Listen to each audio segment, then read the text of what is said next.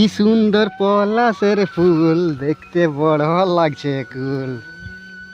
কি সুন্দর পলাশের ফুল, দেখতে বড় লাগছে কুল। আরো সুন্দর লাগে ধনী গো, লাগে গো তোর মাথার খোলা চুল।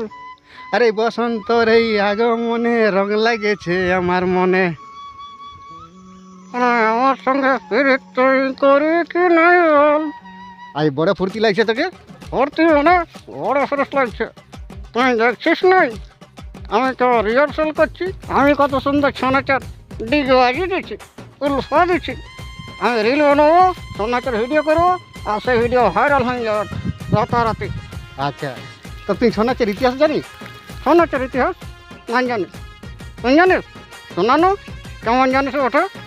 শুনবে তো, ঘটনা হচ্ছে আজ থেকে 300-400 বছর আগে। তখন তো আর সবার কাছে ফোন ছিল না। কি ছিল তো? ফোন ছিল না, তখন ছিল রাজা মহারাজাদের রাজ্য।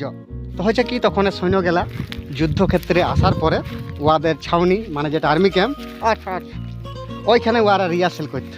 মানে ওদের যে অস্ত্রশস্ত্র আছে সেটা নিয়ে ওরা টুকটাক নাচতো, কসরত করতো। আচ্ছা তাহলে আমার একটা প্রশ্ন ছিল। কীরকম প্রশ্ন? তো বলি, ওর মানে আসতো যুদ্ধ থেকে, ওর হয়ে যেত আর কোমর দোলাচ্ছে নাকি?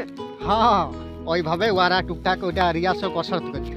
আমি মনে করলে কোনো বিহা করে ডিজে বাজাইতো আর ওরা নাচতো। না রে, সেটা ছিল নাই তো। তাহলে আর মুখোশ হলে কী করে?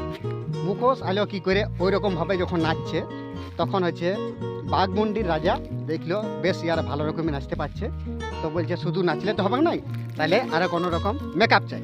তখন ওয়ারা চরকাডাঙ্গার সূত্রধর ভাইদের ডাকাইলো। ওয়ারায় তখন কাগজ আর মাটি মেশান খুনে মুখোশ প্রথম তৈরি করে। তো আমি বলছিলাম যে এই যে ছৌ নাচটা প্রথম কে আনে আর ওর নাম কি? ওটা যেহেতু ছৌ নাচ একজনের তো কাজ লয়, ওটা কয়েকজন মিলেই করতে হয়।